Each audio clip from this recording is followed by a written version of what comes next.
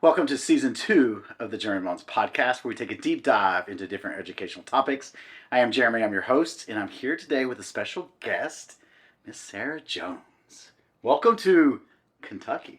Thank you. It's good to be back home.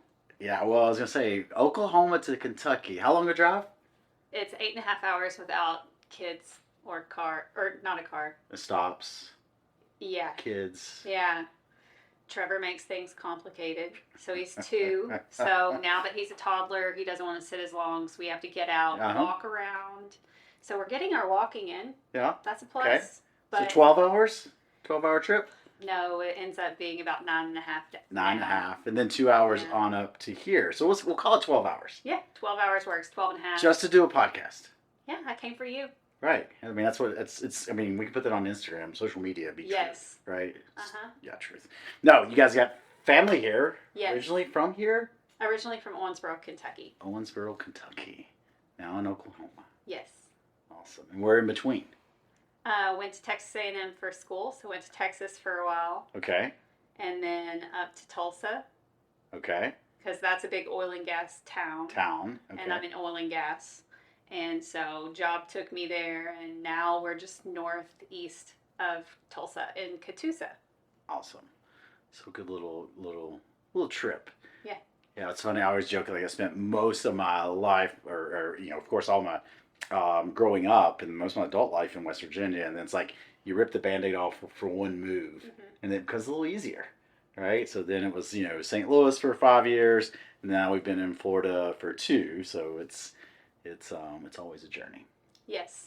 But hey, I want to tell your story. That's the intent and the goal of today's podcast is to tell your story and always. And I told her this off camera. I want you to be the storyteller, right?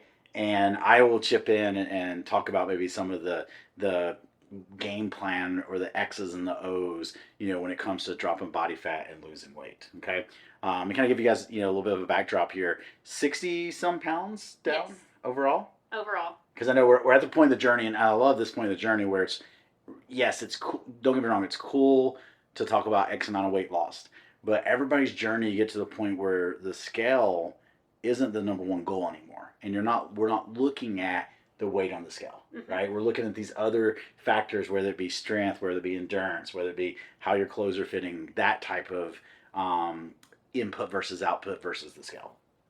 Yeah. So 60 pounds overall, that was my lowest, and now I've gained about 7 pounds back. Right. But, which is normal. Yeah, but I mean, it's muscle. It's not fat, so my body fat percentage has improved. Yeah, most people, and I guess maybe first little teaching point, anytime someone's doing a, fat loss challenge or weight wellness journey, I like to point at it, that way. Because I got a lot of people, majority of people that I work with is in the First Form app, but in past, not everybody I worked with is in the app, right? And, whether someone's doing an 8-week challenge or not, there's always a point that we're going to get someone to like their lowest weight.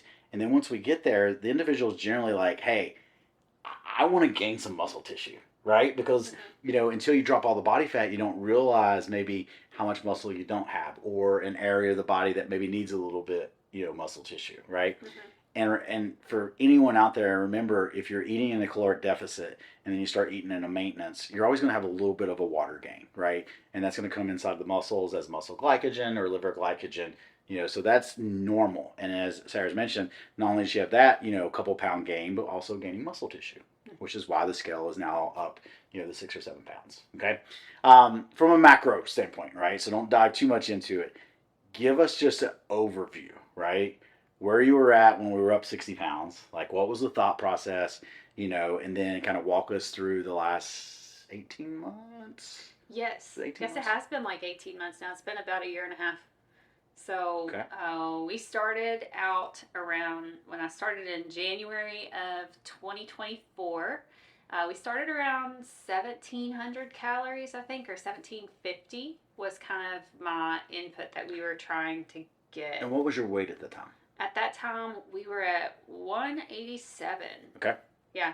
So, and actually, it was funny because before I got in the app, I think I was even like 5 pounds heavier than that, like a week before, a week or two before. But because Christmas was right before that, And so the whole month of December, I had just all the sweets, right? So Was it the Last Supper? Did you know you were starting on January 1st? No, I did not know. know. Oh, okay. So it's just normal. No, this was just normal habits at that time. I'd stopped breastfeeding in October. Okay. And so I was feeling pretty good like after I gave birth the April prior. I was feeling pretty good because with breastfeeding you lose weight fast. And then what I didn't count on was when I stopped breastfeeding, it's just like this influx of weight just came on. I didn't change any of my habits of how I was eating or anything else. And so my activity level didn't pick up. And so I just started putting on weight so fast at such a rapid rate. And that was really scary. And I had no energy. I felt terrible. On top of that, my toddler, or I guess he was still a baby at the time, was super heavy. I mean, he was weighing like 25 pounds at 9 months and required to be held and rocked for intervals of 45 minutes at a time. We laid him down. He would cry. We'd pick him up. We'd do it again. So from about 7 p.m. to about 11 p.m. at night, we were doing these 45-minute shifts of just curls, of 25-pound curls. That's what we were doing, is just bouncing. And it got to a point where I had to look at Randy and say, I can't hold my child anymore. Like, you have to take him. My back hurts so bad. I can't even lay him down.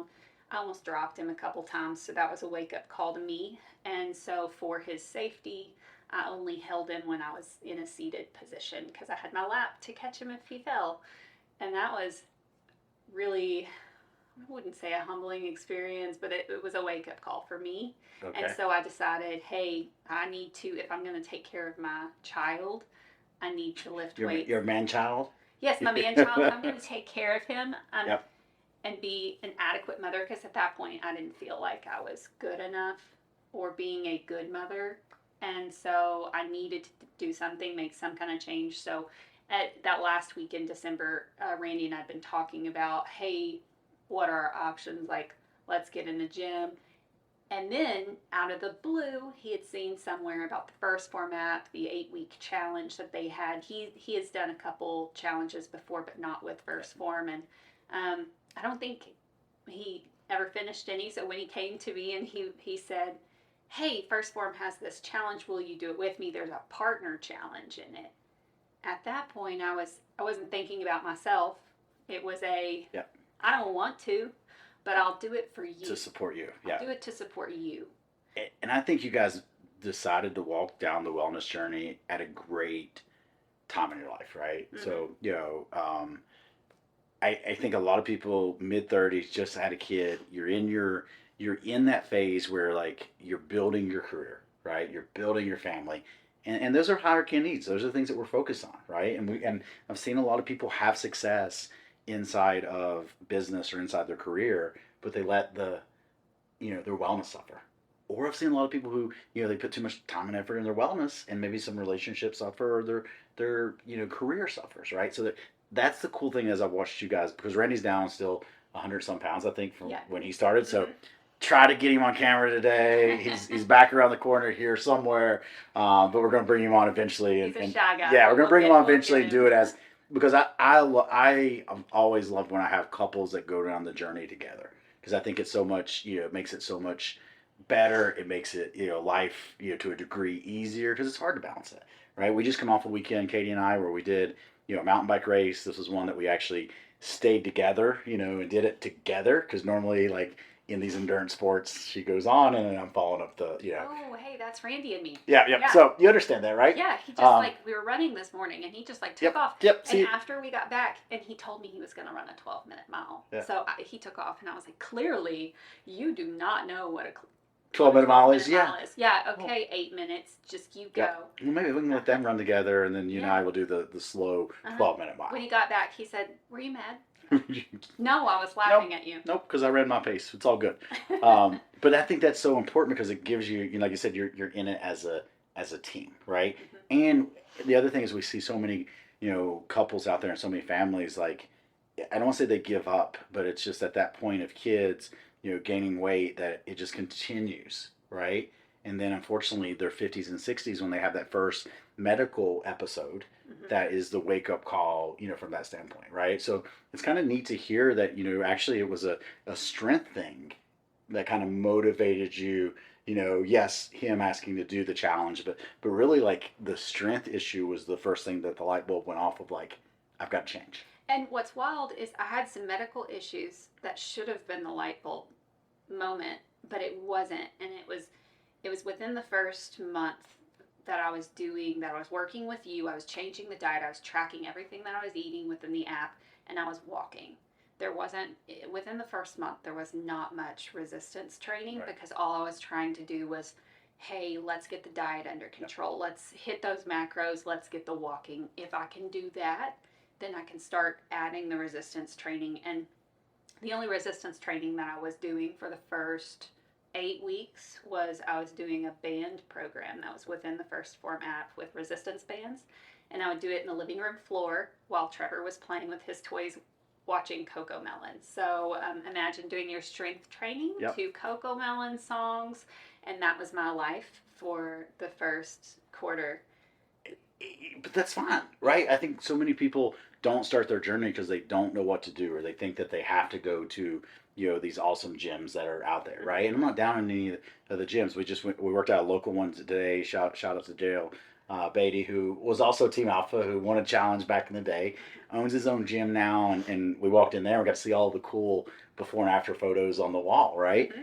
But yeah, like, just get started, right? That is something that, if you're hearing this podcast for the very first time, you're going to start your wellness journey, just get started. It builds a baseline. Then we can work on that baseline. You can add stuff to it. Yes, should resistance training be in? 100% resistance training should be in. But resistance training could be bands, it could be body weight, it could be anything that you're doing resistance, right? Yeah, and that was something from your education that I don't think I really understood, that it wasn't about what you think is resistance training. Right. It's like all of these things count. And it's about your effort that you're putting in, and everyone's effort levels are different. So for me, just standing, holding my baby, and doing a curtsy squat in my living room, that was enough stimulus in the beginning. That was so intense and so challenging for me at the time, but it was so beneficial. Well, and funny now, like, fast forward, all three of us, have had injuries in the past year. We've all done PT. So our workout today was kind of cool because we did some movements, but we were kind of doing like these PT movements that we've learned, between, and then we finished it with 3 PT movements. And I'm like, I actually got a really good shoulder workout by doing a lot of I call it accessory work, and I know it's PT movements. But before I begin, I want to go back to, one thing that you mentioned. For the breastfeeding moms out there, you made a very good point. The weight was kind of coming off, and, you really wasn't necessarily, working out. You had some activity in there, but the weight was coming off. And then you stopped breastfeeding, and then you started gaining weight, right? Yeah, at a faster rate than I'd ever experienced in my life. Because we don't realize a lot of times, on the average person, you're looking at 500 calories a day, for breastfeeding. But that's average, right? Depends on how much milk that you're producing, how much is the baby feeding. There's a lot of factors that go into that. Mm-hmm. So you could have been 750 calories or more, right? There's also some positive hormone effects that come out with breastfeeding, right? So you kind of mentioned after that, like, you just didn't feel good. You felt sluggish after not breastfeeding, right? And all that goes hand in hand. So for her, that could have been up to, and this is just me estimating, 1,000 calorie swing between the body burning calories to produce the milk, right? From the standpoint of hormones being produced, feel good hormones, you feel good, you were probably moving more without noticing when you were breastfeeding, to going away, not producing the milk, so not burning the calories, to no hormones being produced where you feel good, and you probably didn't move as much. No. So it could have been 1,000 calorie day a swing from breastfeeding to not breastfeeding, which makes sense with how fast that you did gain the weight after that. Well, that is crazy. Right? And I think that's where a lot of times, and I get it, like, hey, it's a little easier now. Let's say I'll be 45 this week. So it's easier now as a 45-year-old coach who's been married for 10 plus years and 3 kids to have conversations with ladies about breastfeeding. Because, like, hey, we've been through it 3 times, right? This is, I've personally been through it. as having a wife that's breastfed, like I understand what's going on. I've worked with hundreds of clients that've done it. It's a little easier now than maybe 20 years ago. Yeah, I bet. But like those are things that we do take in consideration in the journey. So it's neat to see that. Okay. Now going back, so you're roughly, and don't shoot me for putting this in there, close to 200 pounds. Yes, yeah. Actually, my highest was 211. 211, Mm-hmm. roughly December, January, and then you started the journey. We started you out around 1,800 calories. Yep. And, once again, guys, we do that, 10 to 12 calories per pound of body weight. So she was 200 pounds, but I was okay with her eating a little bit less because she wasn't active and she wasn't going to be doing a lot of physical activity to begin with, right, under the circumstances. So what I did was just a little bit lower than the 10 to 12 calories per pound, knowing that she had 60, 70 pounds to lose, right? And that's okay. As long as hunger is good and energy is good and they're hitting their protein requirements, it's okay to be a little bit lower. Now, if she was, what's your current weight? Oh, 133. Okay, so 133 pounds now, right? So if you think about that, she's 133 pounds, 1,700 calories is above her resting metabolic rate. So even when she was 210 pounds, 1,700 calories was still above her resting metabolic rate because that extra 60 pounds of fat did not increase resting metabolic rate that much. And we took it slow. We built the snowball, right? We didn't have crazy results in January that I remember. No, I think it was like 10 pounds, 12 pounds. Yeah. So and I didn't have any of the 8-week challenges. I didn't have crazy results. But I also didn't let up between the challenges. Yeah. So I kept it going.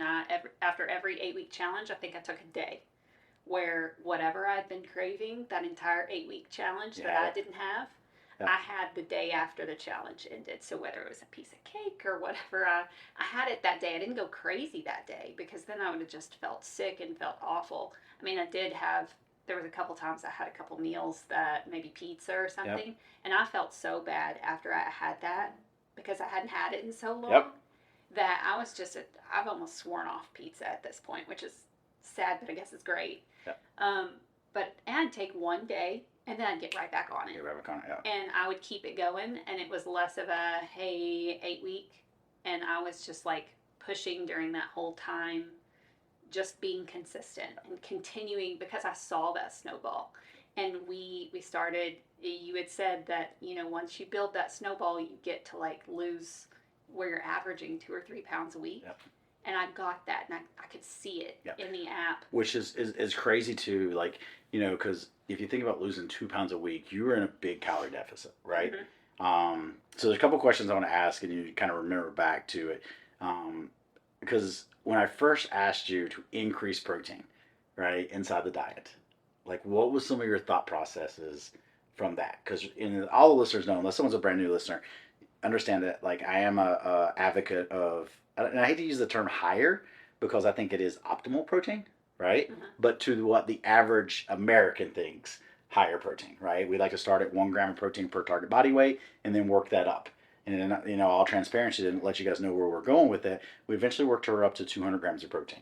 240. 240. Okay, so we went over 200 in the final push, right? Yeah. Okay, and you went back to 200. I'm still at 220. Okay. And that's another thing going in the teaching.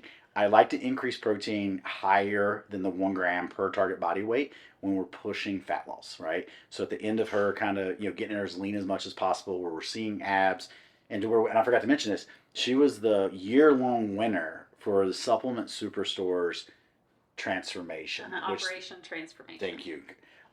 Which is a lot of times we don't talk about because I'm not an S2 employee, but S2 is a sister company of First Form. It is the local supplement stores that are mainly in the Midwest, in Missouri, and in Kansas City, and now in Oklahoma. Yes. Okay, got it right.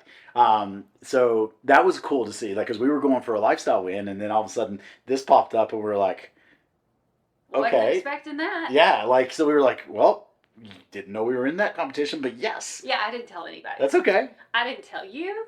I didn't tell the guys at Supplement Superstore, so they had no idea. They said they got a call from HQ, and we're like, hey, like, was she in the store a lot? Like, we haven't heard about her. Yeah. And so It was like a surprise to everybody. Yeah, but we'd gotten a new location, like Supplement Superstore in Owasso, and so Randy and I were so excited. We were just doing our normal errands and went by and saw it.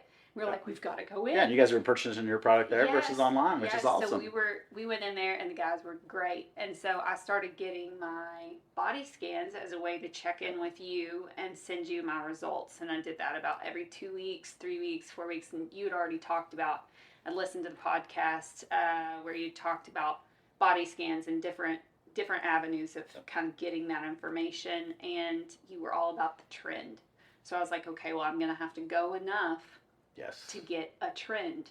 That way I'm not relying on one result and I'm not emotionally attached to one result. You go in and you get a bad scan and then it like wrecks your week. And those InBodies are awesome. Yeah. But then unfortunately people do that. So the InBody, guys, is the InBody is it's the name of the scale. It's bioimpedance would be the type it is.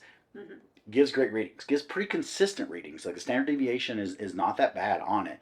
But so many things can affect it, right? So if you went in, worked out, and drank some water versus the other one you went in, fasted, and first thing in the morning, it would throw the numbers off. And what happens is a lot of people go in, they'll be like, I gained 3 pounds of muscle in a week. And I'm like, did you? Yeah, I wish we could do that. No, I want to tell you I got my best results if I drank a bottle of water right before I went in. And you wouldn't have thought that because when I started, I didn't think that. I was thinking, the bottle of water, that would add the weight, and I want my weight to be lower.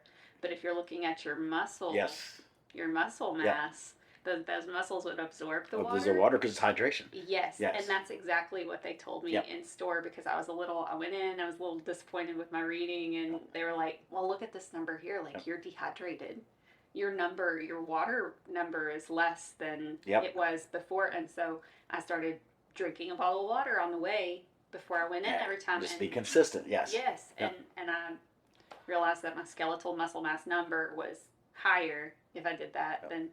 But it's if you're consistent with these things, kind of like how I've been consistent just throughout the whole program, tracking food, supplements. I've noticed all of these little things about myself that I know how my body responds to an increase of protein or a decrease of protein or different supplements, how it impacts me. And I think even you messaged, pretty sure you messaged after Memorial Day, you either didn't track or you guys had some stuff on Memorial Day and the scale was up. And I love that. Like, I love that people can like separate that and be like, hey, it was Memorial Day weekend, and this is not what she did. This is just an example. I had a few drinks and, ate a little bit more carbs than what I used to have. Skull was up 3 pounds, no big deal. I'm going to do a weight later in the week. Like, I love when someone says something like that. Because now I know they understand that is not a fat gain. That is just some water gain from what's going on, and it's going to return to normal. Okay? Yeah. I've even, recognized that. So I had, my thing is sugar.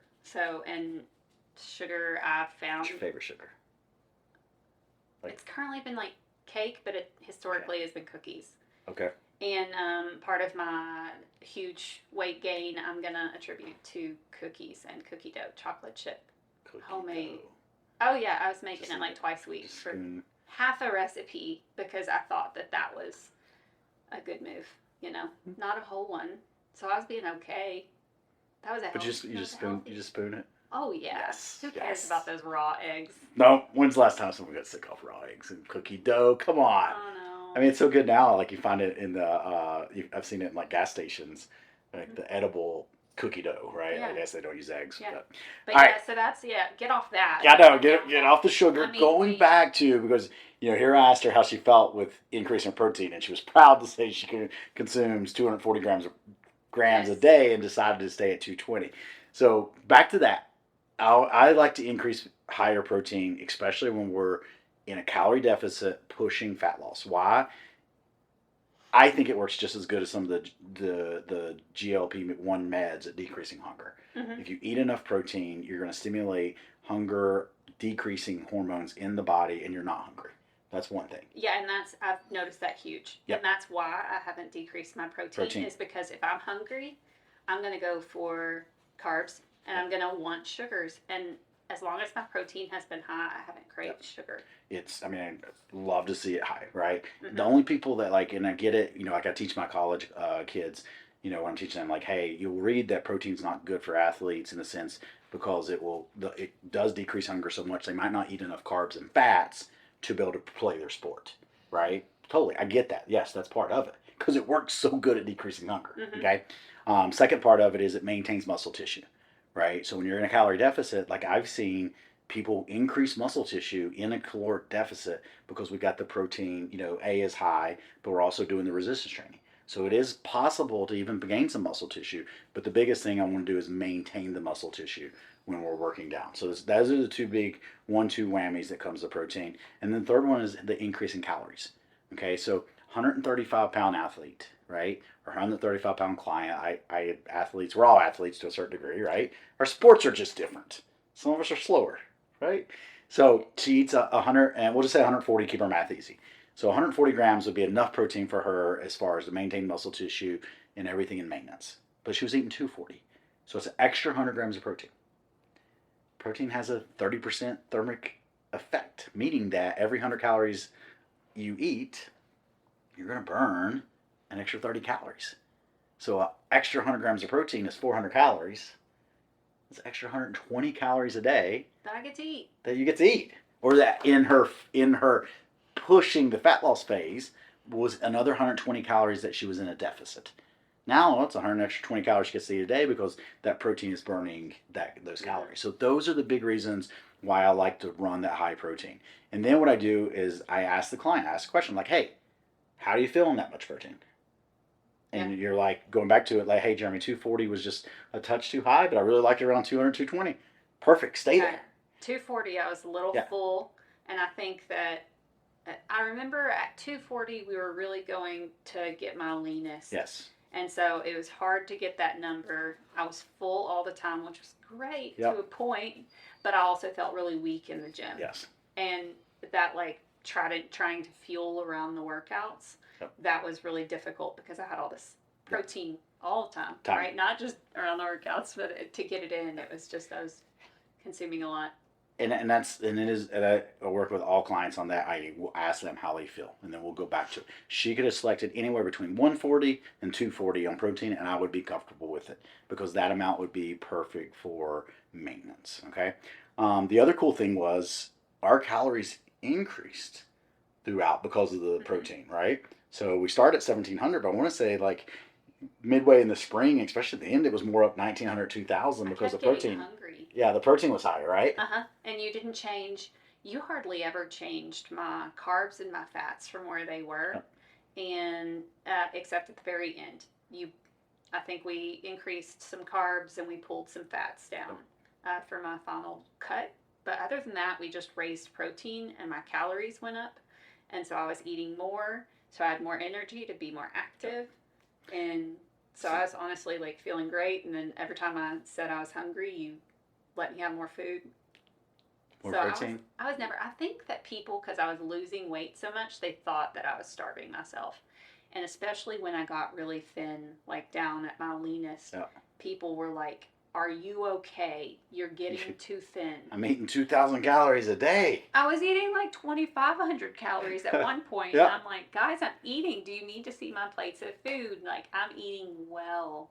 And still, like, now I'm like, I'm eating all the time. This is not like, it was such a swap because I grew up thinking to lose weight, you had to not eat. Yeah. Well, I mean, even early, I think of my dietetics, nutrition career, like the term diet was restriction, right? You thought about like low calorie diet. You had to be on low calories. And even now, like, especially my females, I would say 90% of my females, if they're tracking or have been tracking before, we're increasing calories in their diet because I'm increasing protein, right? They're coming in, they've been on a 1,200 calorie diet, 1,300 calorie diet, and we're starting 1,700, 1,800, 1,900 because of the extra protein, they're losing weight, right? Now, once again, I say that 90% because there might be 10% that has never tracked before, and they were just overeating calories not knowing it, right? Which is very common for all of us to do when we don't track, right? But yeah, like I just think that too many people undereat, starve themselves to get results, right? Or overtrain, right? And I'm okay, and maybe we'll touch on this a little bit where you push the envelope exercise wise. I think there's periods of time where you do need to push the envelope and do more exercise than you're normally going to do day to day to get results. But it shouldn't be so much that when you're done, that pendulum swings completely to the other side. Mm-hmm. Okay. So was there a period of time where you were doing like, man, like I can't keep this up for a very long time? Or where was that tipping point, I guess, for you? Yeah, this February and March. Okay. And then I finally, because we were pushing to the end of a challenge again, and I started getting crazy headaches when I was lifting because I was trying to not push endurance so much, but I was trying to push strength and like really push like, how much muscle can I put on in a short period of time? So I was really trying to increase my weight that I was lifting. So I was training a lot and really working on my pull-ups. I was really proud of my pull-ups, and then inclined movements would set me off. And apparently I had just some overworked muscles in my shoulder that I didn't ever take care of, didn't stretch or massage or any kind of recovery therapy. And I didn't know I had all this tightness here, and then I'm a naturally stressed out person. That's where you hold it. And I hold the tension, and I've been, educated and told all this after the fact when we're trying to go through and work out the source of these headaches. But yeah, it was because I was overtraining and I was pushing a little bit too hard. And even before I had the headaches, I knew, I was like, this isn't something that I can keep up. And so since then I've pulled back to about like 3 to 4 times lifting, but it was definitely 6 times a week I was lifting. You made a very good point there too. Like, I always say this, like, there's no such thing as overtraining.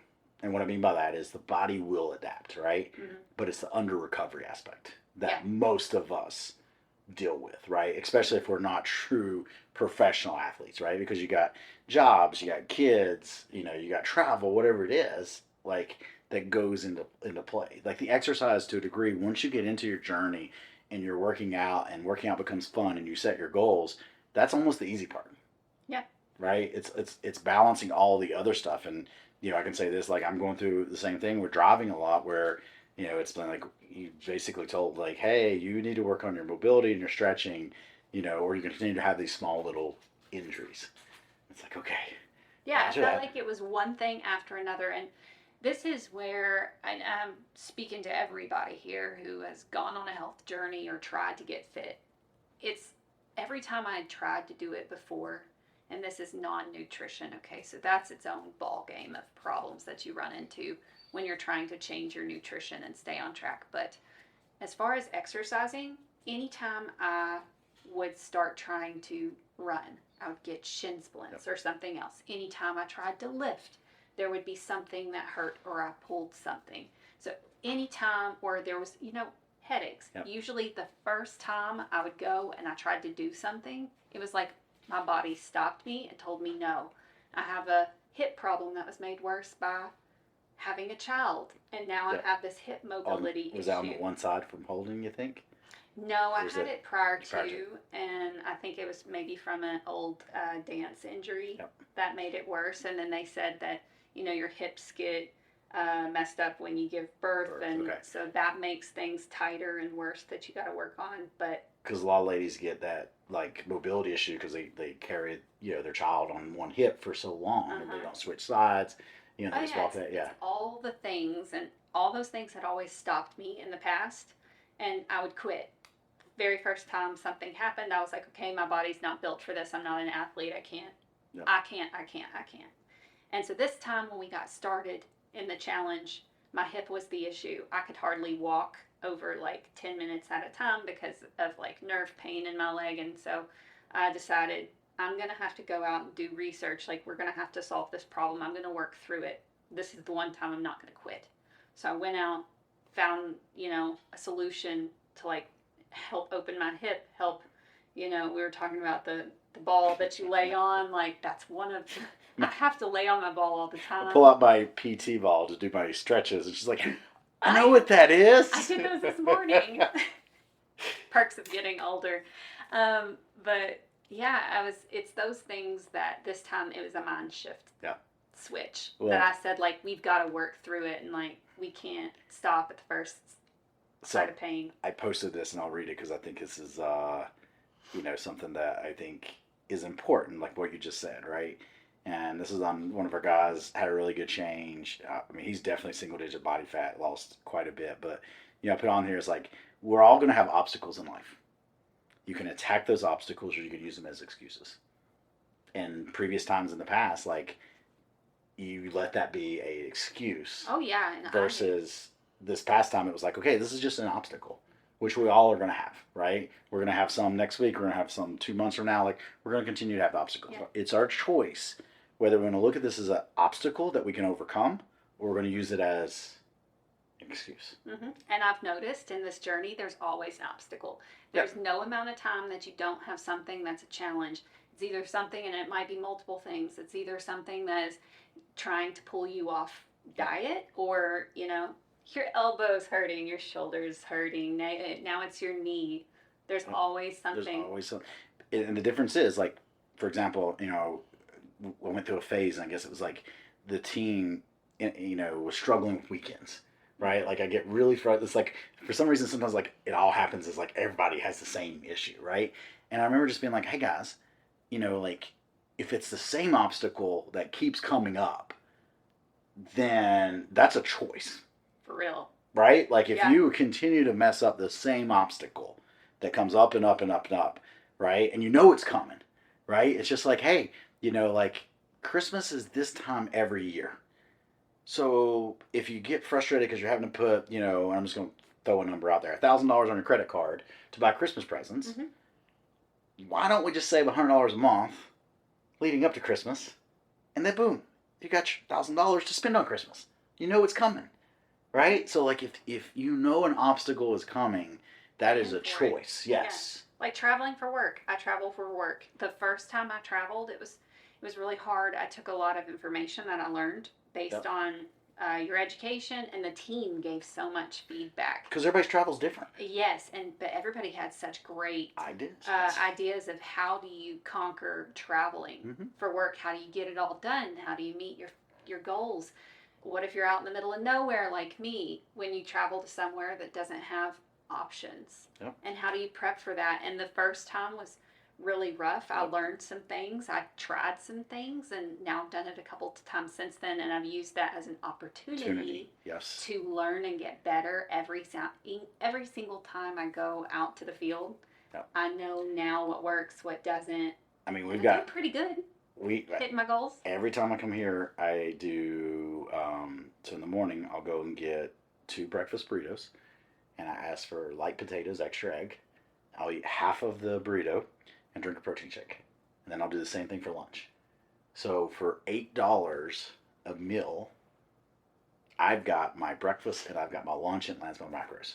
So every time I come and I'm on military orders for more than just a weekend, or even a weekend, I'll do it sometimes. That is kind of my go-to because I know it works, right? So that's the thing, is like, it's an obstacle to travel and eat good, but you can figure it out. But if you just choose, like, all right, well, Jeremy, you got to travel to drill every single month, you're just going to eat bad that weekend. Yeah. That's a choice. How bad do you want it? Exactly. Like, you got, so once again, it's obstacles or it's excuses. The choice is up to you. Okay? Now, speaking of choices, or what is a couple things that you felt like you have gained in this journey that you really didn't go into thinking about? Like, it could be anything, like better mother, better spouse, better worker. Like, what are 2 areas or things that have improved that you didn't even think about improving when you first started? So, first off, Randy and I's marriage has improved a whole lot, and I didn't expect that to happen. I honestly thought before this, like, hey, our marriage is really strong, it can't get any better, and boy, was I super surprised, because we started walking every day together, and all of a sudden we had an hour of conversation that we didn't have before. So it was no longer the surface level, hey, how was your day? How are you doing? And all you got was the immediate, if he's had a bad day or has talked all day, he doesn't want to talk to me, so I got a snappy response. It was now we were getting into deeper, and I heard about his bad day and what was bothering him and how we could help each other out. He heard about mine, and we were able to actually talk about, like, big life decisions and moves and things that we would have ever, and dreams, like things that we didn't talk about anymore. We hadn't talked about level of things since we dated, right? Because we just sat in front of TV and watched Netflix and had our shows. I was going to say, like, even, I call it the roommate phase, right? And what I mean by that is, like, life is busy. And then when you have a small child, life is busier, right? So it's either laundry, cleaning the house, getting ready for school, getting ready for work, going to work, changing diapers, or in your guys' cases, the 45-minute shift of holding, was it 45 minutes?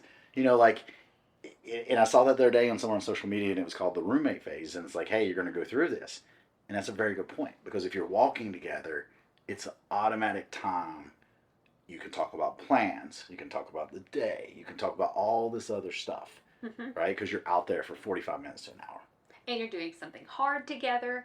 You're encouraging each other. Yeah. You feel better after you do it. So you have these like positive endorphins. So all of a sudden, instead of maybe taking out some negative energy that you got during the day, and now you're like not really taking it out on each other, but it's there. No. And now it's like this. There's this positive environment that's starting to grow. And we didn't always want to go out and walk. And I've told you about this. Like, we couldn't just walk out our door and push a stroller on our road because we were on a gravel road. And so we had to make the conscious choice to load up a stroller, go to the park, and walk and try to get it done before Trevor's bedtime every day. But that was a conscious choice that we're going to do this. And then we saw such growth in our marriage in a very short time that it was just, that was enough right there to keep going. And what's awesome about that is, like, it was good to start with. Like, I've had couples, we talk about, like, things are so much better because we fought over this in the beginning, we fought over that, because one person maybe was into, into fitness, the other person wasn't into fitness. So when they both started, yes, that fixed it. But, like, this is one of the very few times I can even remember someone saying, like, things were good, but now they're better. Yeah. That's awesome.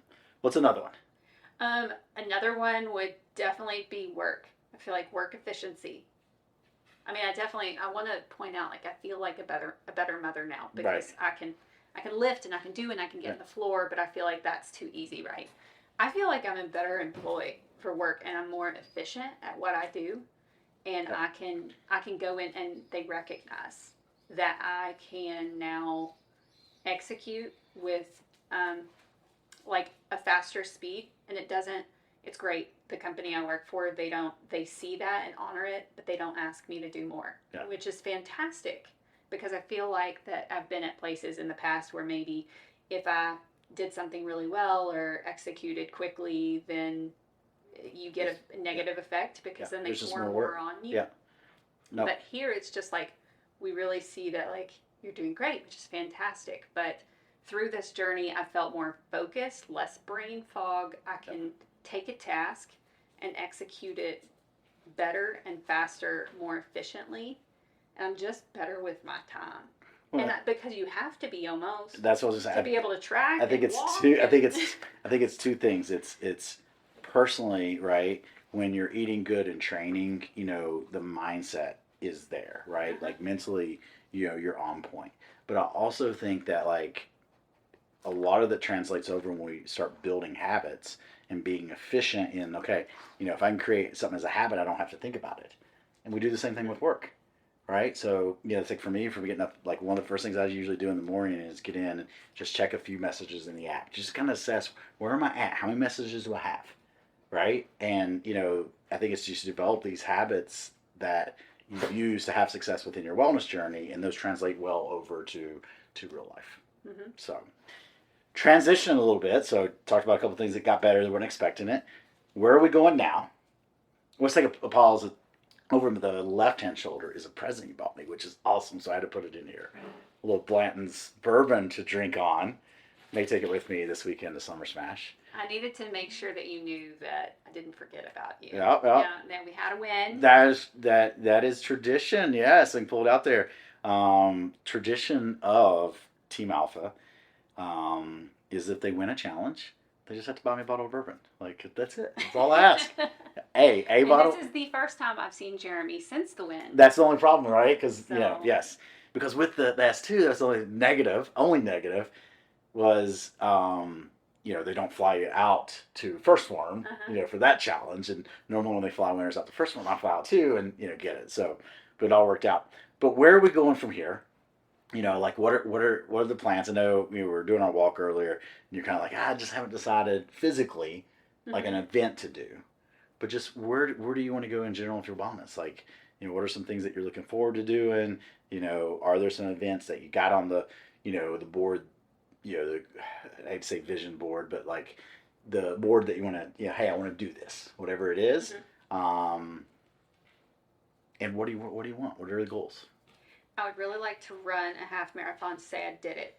So I went into this year thinking, okay, I want to run a 10K, because that in my mind was like a massive challenge. Yep. Well, we were in Vegas for one of Randy's business trips, and we went out to conquer my first quarter challenge, or not challenge, but my first quarter goal of hitting a 4-mile uninterrupted or non-walking mile goal. And we started running that, and I did 4 miles, hit runner's high, which I'd never experienced a runner's high like that. All those endorphins. Oh my gosh, all my pain went away. I didn't feel a thing. I was like, okay, we'll keep going. And we had all these distractions of Vegas, and so we took it mile by mile. Was it down the strip? Yeah. That's awesome. And when we got to mile 5, I was like, wait, we're only 1 mile away from a 10K? Holy cow. Like, yeah, I just pushed the button. I was just off. And so that was exciting to finish that and know I could do it. Since then, running's been a lot harder. I don't know why. Maybe I need to go back to Vegas and like run again. Pete, they do have. I ran. Oh gosh, I don't know what it's called. I didn't sign up for it. My buddy signed up for it, but I went out with him last minute, so I didn't have a race bib. So I waited at like 500 feet into the race and just jumped in with him, and then like pinned his race, like part of his race bib on me, and we ran the Vegas Marathon together. And then I still, like, when we finished, I got they gave you the thing, yes, a medal and everything. It's so hopefully no one associated with the That's hilarious. Yep. So that was the one marathon that I don't even know what the term would be called. You're like an unofficial marathoner. Yes, but after finishing, it was like I'm taking the hardware. Like, well, I ran 26 miles, not the 26.2 because I was, I waited. I jumped in late, but I remember taking it. I had no, like, I was like, you know what? No, it's okay. That's hilarious. That sounds like my last race. Almost like, apparently, according to Randy, I turned around before the turnaround. Yeah. I was like right there at it, but there was people in the way at the drink table, and I didn't see the cone, and there was signs that said turn around, and so I did. And apparently, I just missed a few steps. I mean, turn around, okay? I turned around. Yeah, he was waiting for me and being sweet to like tell me bye and good luck because he was running a 10K and I just did a 5K. Oh well, but 4.9. All right, so half marathon. Half marathon. He's gonna try to run a marathon in November, and so. After I ran that 10K, I was like, okay, I'll run a half marathon in November. But now running's been so hard for me since then. I don't know why. But now I'm scared that I can't do it. And so my head's like I'm playing a mental game of, oh, can I really do it? And so I think I'll end up doing it. And Monte's got me into running a mile a day right now. And I told you that I started it to gain some leg strength and to gain confidence. And you ran a 8:55. Was that this morning or yesterday? Yesterday. Okay, I saw that. And I felt awful because I just felt so stiff and I'm so sore. So I feel like if I actually took some rest days and then tried to run it when I felt better, I think I could really get it well under 9. But I'm 10 days in and I'm seeing some like already like good improvements, which is what I had seen from him and saw from a couple Team Alpha members that they were getting some really great results. So running, I think it is definitely an efficiency thing. Now, don't get me wrong. There's some people out there that can just run, right? Gotcha. For me, like if you looked at my VO2, we looked at my heart rate and everything right now, like I'm in good cardiovascular shape. Mm-hmm. But I struggled in my last PT on the run. Like struggled. I set a new heart rate max. Like, Training Peaks told me, you set a new, whatever heart rate max today. So I'm like, yeah, because I was working really hard. Yeah. But because I didn't run that much in the past quarter, I got back into lifting after the surgery and just been having fun lifting and gaining strength back and biking a lot, but the biking didn't translate over. So I think there is something, like you said, if you want to go and do some running events, definitely look at doing, running 3 or 4 days a week to make it a little bit easier on yourself. Yeah. So I'm probably going to run like a mile a day for a little bit. I'm definitely probably not going to make a goal of like 100 days or anything crazy, but just enough to like get some confidence to where I'll pull the trigger and decide, hey, am I going to run a 10K? Am I going to run a half marathon in November? Go ahead and book that, and then I'll start on a formal running plan and probably just do the running plan within the app. I think that's a smart thing, is like, hey, mile a day until you commit to a race, and then just commit to your training program. Yeah, because it's helping me, like, I'm not even thinking about it. I'm just like going out and hitting the door and running a mile, and that's where I want to be with a 5K, is where I can just like go out and I don't have to think about it, and I can just run 3 miles, and yeah, it might be hard one day, harder than the other. The others, yeah. But I don't feel like I have to like really psych myself out for it. Do it. Okay. So that's where I'd like to be.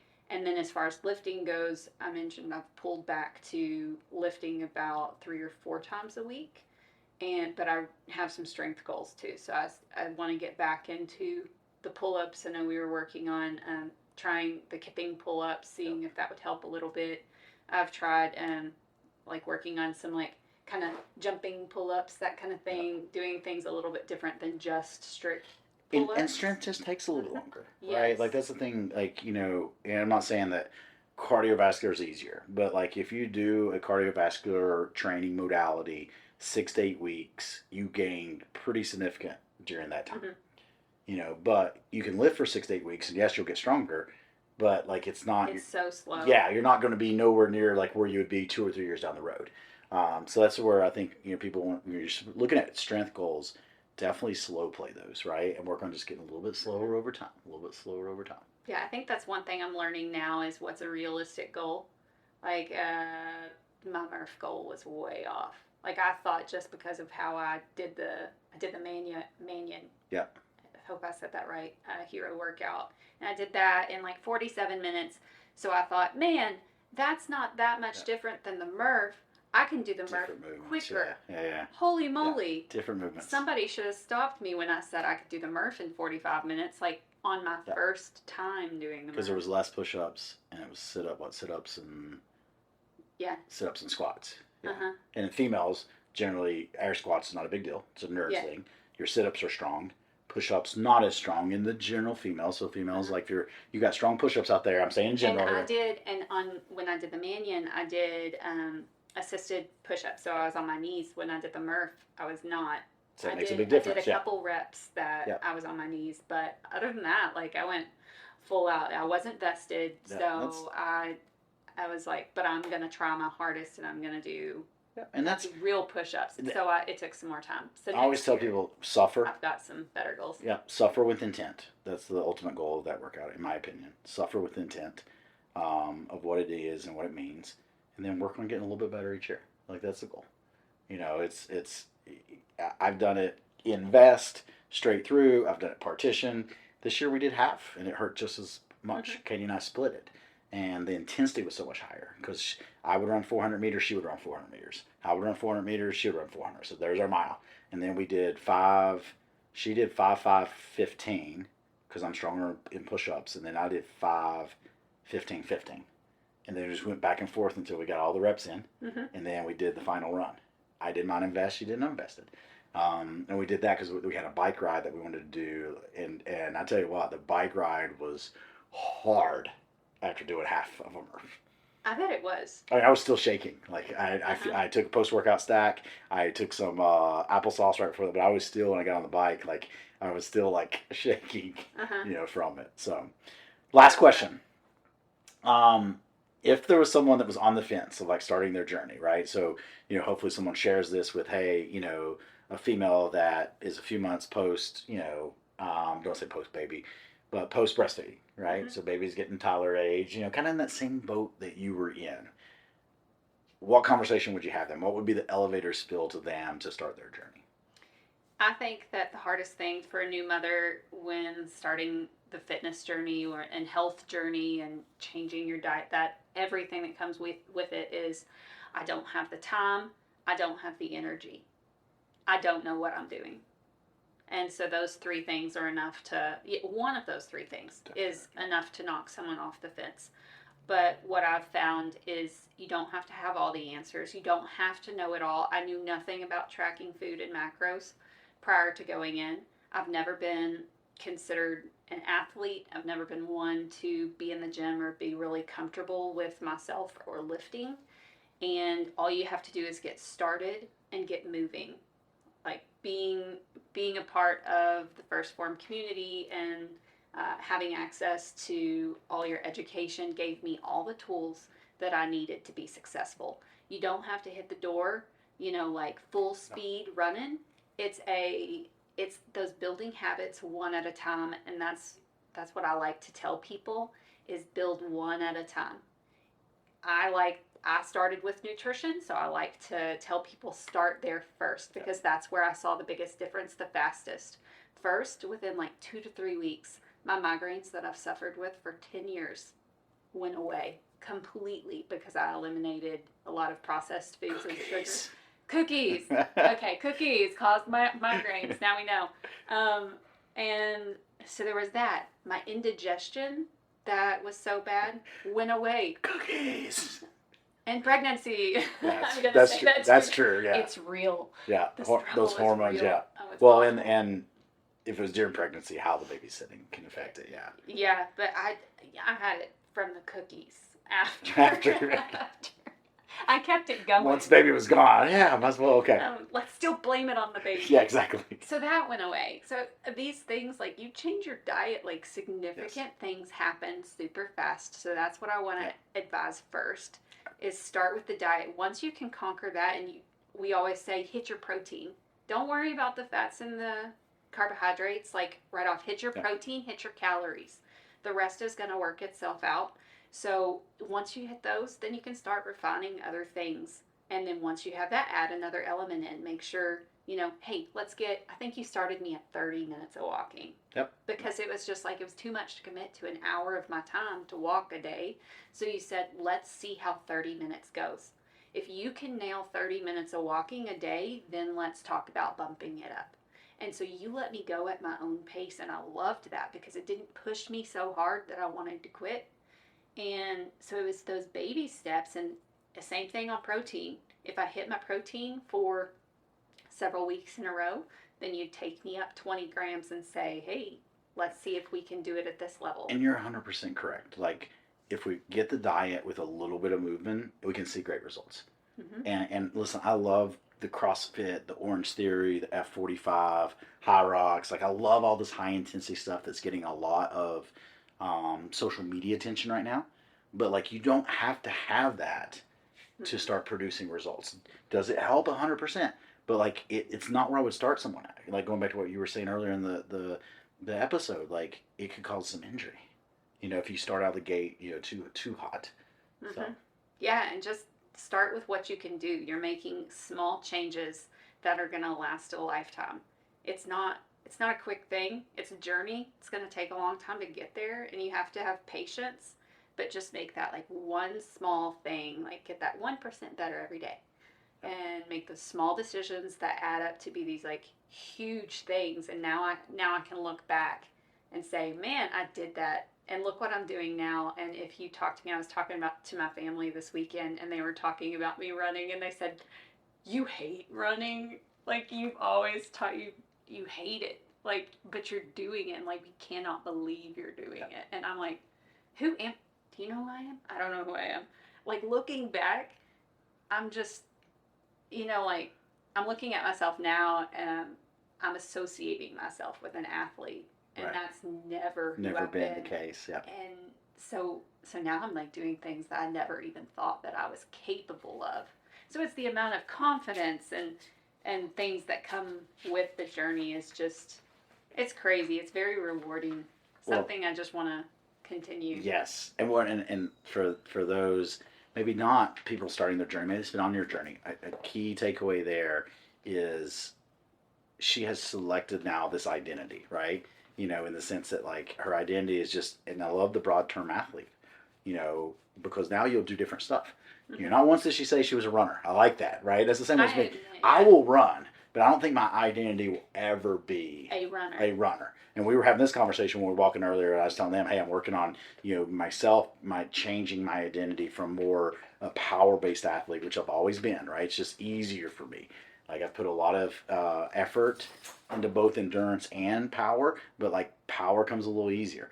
But I really want to do some endurance stuff, so I've got to like flip that switch and really have that focus of I'm an endurance athlete, right? And give up a little bit of that ego that comes along with the power, okay? So love those takeaways. I'm excited to see, what you do, where you go. And for the listeners, we're going to put her Instagram in the show notes. You guys go over there, especially if you're a female, right? Because I get it. Joking earlier, 45-year-old male here, got it. I post things, on social media. Like, go watch some of her journey. I think, especially for maybe those new moms out there, it'll give you some inspiration. It'll give you some ideas. And I know you're a great person. If they message you, you would answer whatever they needed. Oh yeah, for sure. And help them out. So yes, I'm here to answer any questions. If you want to know how to work out with your baby or toddler, I've done quite a bit of that in the floor or in my garage. So those things that you might think is, can you do that or is that abnormal? Nope. Probably done them. Probably so. Yes.